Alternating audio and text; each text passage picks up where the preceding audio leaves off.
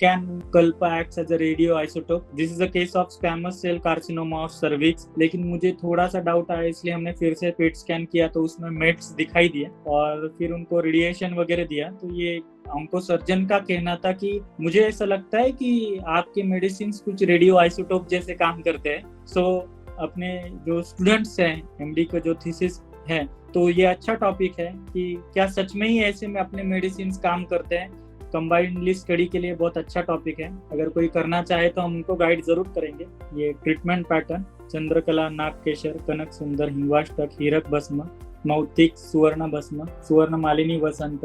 देखिए कहीं पे भी सुवर्ण मालिनी बहुत अच्छी तरीके से काम करता है। रक्त धातु का विचार करके, रक्त वाहिनियों का विचार करते, कहीं पे भी वेन्स, आर्टरीज, वहां पे हमें कोई भी डैमेज दिखे तो सुवर्ण मालिनी वसंत अच्छा काम करते हैं। सो हम देख पा रहे हैं कि एक इमेज है और उसमें बताया एक डॉक्टर है कि डॉक्टर देख रहे हैं और वो बोल रहे हैं कि wow your cholesterol has me really worried, and patient को एरोज लगे हुए हैं और पीछे का आदमी बोल रहा है you might want to actually look at the patient.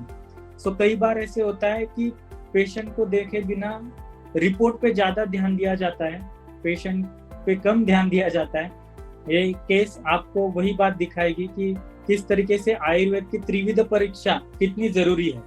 21 साल की रुग्णा है, उनको सर्वांग कंडू, पूरे बॉडी पे इचिंग हो रहा है, संपूर्ण शरीर पे, पूरे बॉडी पे जैसे चींटियां चल रही है ऐसी संवेदना हो रही है। शरीर में रक्त का प्रवाह होने की भावना, यानी मेरी खून यहाँ से यहाँ फैल रहा है ऐसा लग रहा है। हस्त चिमचिमायन, अग्निमांद्य, वेट लॉस, भूख नहीं लगना, ऐसी सारी चीजें थी। डिप्रेशन, यानी मेरे पास आई तब वो सारे कंसल्टेंट को मिलके आए थे। बात ये, आप टंग देखिए, ये सामता है।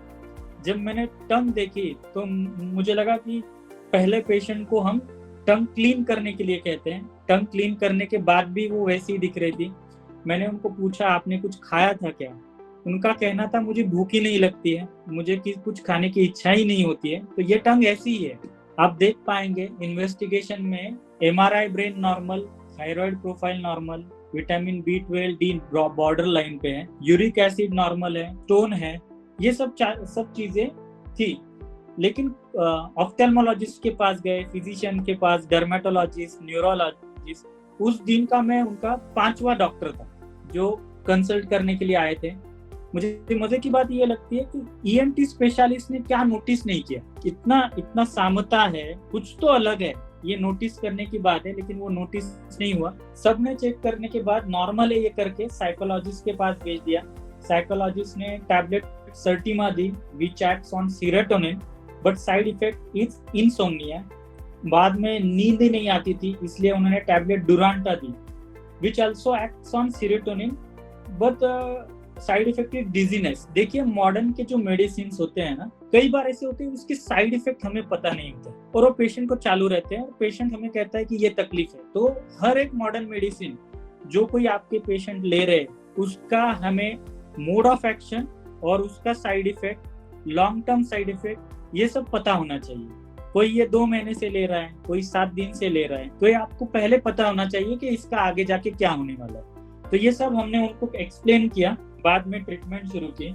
जीवा की सामता देखे, देखिए अपने शास्त्र में कितना सुंदर है, दर्शन स्पर्शन प्रश्न ही और अष्टविध परीक्षा, नाड़ी मूत्र मल जीवा शब्द स्पर्श दृक आकृति, ये कितना जरूरी है।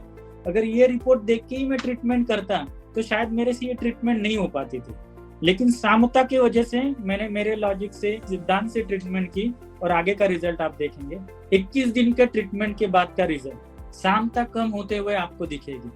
बहुत इंपॉर्टेंट होता है, आपके पास आया हुआ रुग्ण जब सब नॉर्मल बताता है रिपोर्ट और कंप्लेंट बताता है, तब हमें अष्टविध त्रिविध परीक्षण की जरूरत पड़ती है, उस हिसाब से ट्रीटमेंट होती है। 21 दिन के बाद उनको अग्नि वृद्धि हुई, वेट गेन हुआ, इंप्रूवमेंट इन स्लीप, बल वृद्धि, मेमोरी इंप्रूव हुई, हेडेक कम हो गया।